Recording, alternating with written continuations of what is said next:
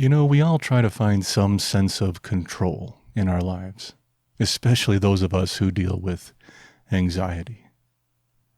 But when circumstances happen like they are now, we really seem to be out of control. And that lack of control scares us, and we're left with fear.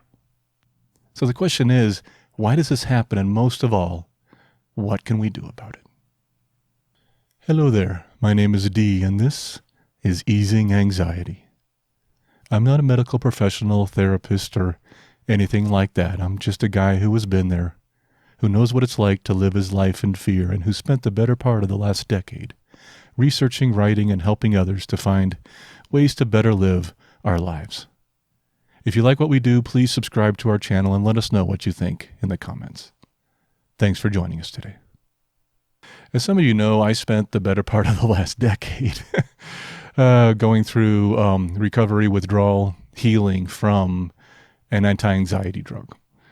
Probably the biggest symptom, the overwhelming symptom of recovering from benzodiazepine dependence is that of anxiety. And that's what brings us to the topic today.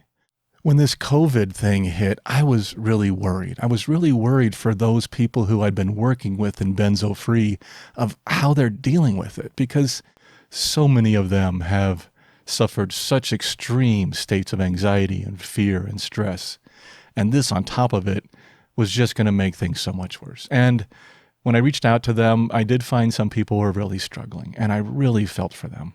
But the real surprise I came across as I reached out to people was how many people were actually doing okay. In fact, many people, especially those who had been through their taper from anti-anxiety drugs and had come out the other side and were now recovering and healing, were doing better than so many people in the general population. And I started to realize what was going on here because I had the same experience. I was handling this better than my wife, than people around me. And what was funny is people who weren't in the benzo community, just people who were my friends and neighbors, and I mentioned this in the podcast, they came to me and they were asking me questions and about anxiety and how they deal with it. And people have been reaching out to me, and it's been so interesting that I'm now the calm one. I'm now the one who seems to be more relaxed a little bit during this process and a little more rational, I guess. You see, for many of us who have been through extreme hardships, this pandemic is just another Thursday. We've had to learn to live with the lack of control in our lives. And perhaps it taught us a couple of things that I can share with you today. You see, control, it's an illusion. It's all just one big-ass illusion. It really is when you think about it. I know that's a bit strong, okay? And yes, we have some sense of control over our lives. But we don't have total control over anything. And when we lose control, that loss of control creates fear. It creates anxiety. It creates panic. And while we have some sense of control over how we protect ourselves from getting the virus, by washing our hands, by keeping safe distance from people, by staying at home, we have almost no control over what happens if we get the virus. As far as control goes, we have so little of it. We really do. None of us know if we're going to be here tomorrow. We really don't. We just don't know when our time is up. That's one of the wonders of living this life, is we don't really know when it's going to end, and that not knowing actually makes it more precious. But the thing is life is going to bring you this whole array of surprises and interesting things. And if you are open to them, open to receiving them, open to being okay on trying new things, you'll be amazed how wonderful the things that life brings to you really can be. Sometimes we cling so tightly to the things that we thought we were supposed to have, or the thought we wanted to have, or the things we still want to get to, the things we still want to achieve, that we become blind to the things that come along that could have been equally wonderful, if not even more so. I found that through my recovery from benzodiazepines. That totally sidelined my life completely for years. But I came out of it with this brand new perspective of what life can be. And it's pretty cool. So letting go of some of that need for control is a good thing. But why do we have the need for control?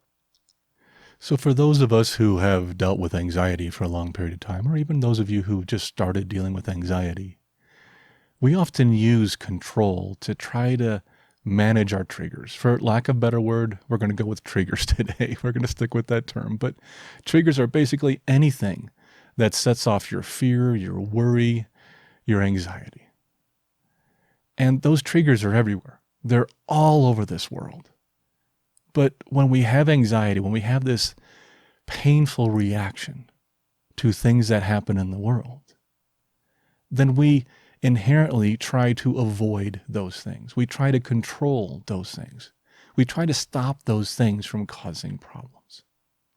But far too often, we decide to use avoidance instead of acceptance. For those of us who have dealt with anxiety for years, we've gotten pretty good at this. We've learned how to control everything we can to make sure we're not hit, to make sure we're not triggered. We avoided places that can cause fear or cause triggers. I avoid cliff edges or anything that has heights related to it because that's a trigger. We avoided certain people because their political views or their ideas or the way they behave causes triggers. We avoid reading the news. I'm a big one there. We avoid the news because we know that can be a trigger. We avoid calling our family or visiting our family because we know that's a huge trigger for many of us. I am not excluded from that group. But triggers come from every place. Even if you isolate yourself very closely into your home, as many of us have been doing lately, not because we're trying to control our fear, just because we've been told to do so, and rightly so. But even if you close off the world around you, the triggers don't go away, they just change. We build these protective cocoons, we build these protective bubbles. I've talked about this in the podcast a few times, that keep us safe. For those of you who have been through benzo withdrawal like I have, we had to do that for a while to protect ourselves. But as we start to heal, we want to expand that bubble. We want to expand that cocoon. We want to get back out into the world. And we can't do that if we're still trying to control every single thing that might happen to us. You know, as I was working up some quotes for today's vlog, I started thinking of my dog Bear. This is Bear. For those of you who have not met him yet, say hi to Bear. Bear says hi. Of course, I can't do this without petting him a little bit, so I'm going to do that for a second. And if I stop petting him, you will see that he will paw at me because he wants more petting, which makes it very hard to walk away from my dog. Anyway, when I think of my dog, I think there's some lessons here because, you know, dogs have almost zero control over their lives. I mean, for the most part, we are their masters. Pardon the term. I don't know if I really like that term, but we are their masters, which means that we decide when they eat, how much they eat, what they eat. We decide when they go outside. We decide when they go for a walk. We decide when we pet them. We decide how much attention we pay to them. They really have little control over their lives, and that goes for cats and other pets too. And yet most dogs I know are some of the happiest creatures I've ever met on this planet. Now, some of you may be saying that, well, they don't need as much or want as much as we want, and maybe there's something to that, and maybe that's something we should discuss also later.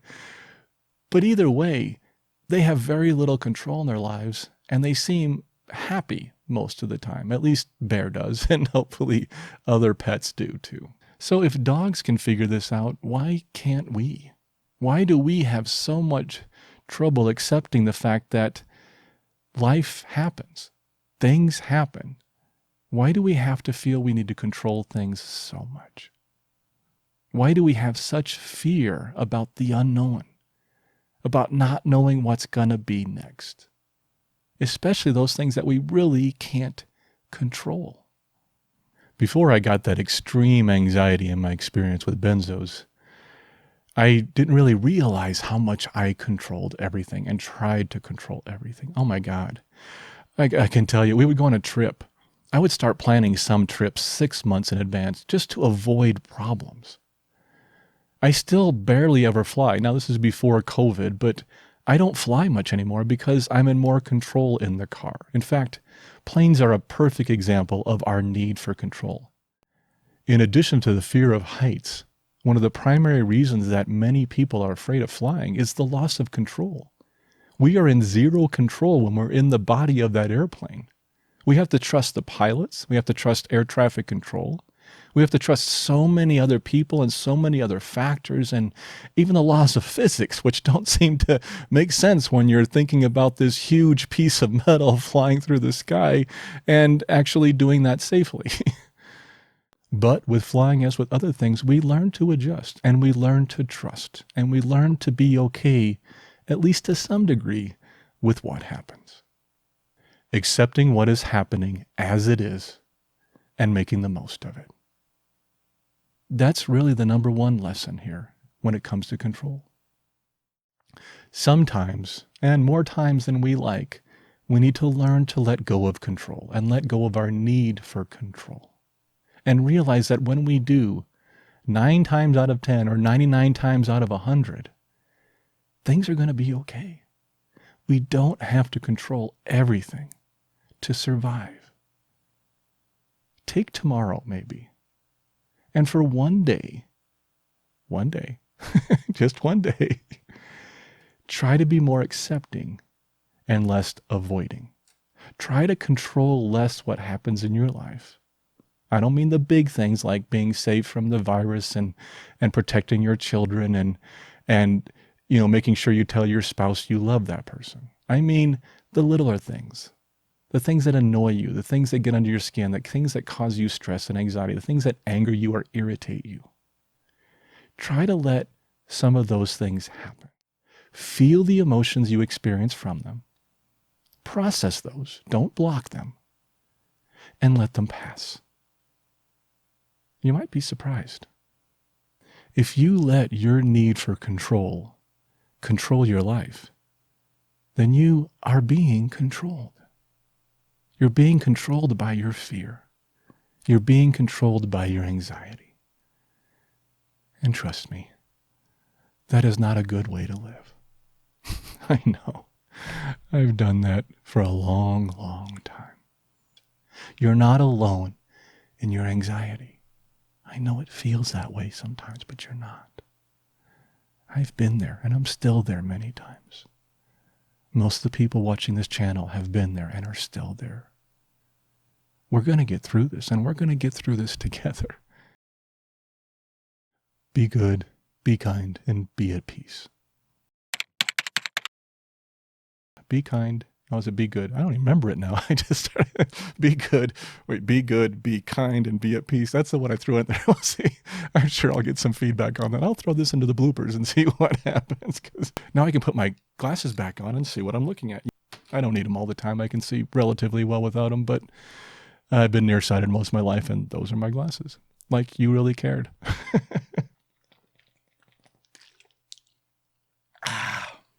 And this here is the big fuzzy thing, in case you were wondering. All right, let's do this. I don't know what the hell I'm doing. I get stir crazy sometimes doing this. Back up. Oh, God, the hell, where was I? Oh, I was on the COVID thing. Okay. Oh, by the way, for those of you from Benzo Free, this is the dead mouse. Have you noticed my hands aren't there? I have them below here, but they're still here moving. Yes, I still have hands. Maybe you see my shoulders moving. Anyway, maybe that's something for outtakes. I don't know. This here is a roll of masking tape. This is a coaster. This is a highlighter and a ballpoint pen. These are Post-it notes. I'm glad you can't see my desk right now because it is a total disaster. We'll take a picture right now of my desk. That's what my studio looks like. Okay. This is my phone, and I'll wipe shameless plug. This is my book. Of course, this has the big mark across it because it was not for resale. Reading my script. Okay. This here, talk about my anxiety, is a planning schedule. I'm serious. was 1 week of my planned schedule for my Orlando trip. And one of those lessons was to let go of my insatiable drive, break my insatiable, I can't say insatiable. Break one more time. And one of those lessons was to break. I'm still laughing. That doesn't cover it well. Back up. Oh, this is a bottle of water somewhere or whatever. And there are my hands. Hi. And they go back down. And this is a computer keyboard. I'm just having fun. Sorry. Well, I'm going to close with this. This was something that a friend of mine gave me, and it's been sitting on my desk for a long time, but it's a single word, and I think it's a great thing to close on today. So I'm going to show it to you. I'm not even going to talk about it. I'm just going to show it to you. You can read it, and I'll see you next time.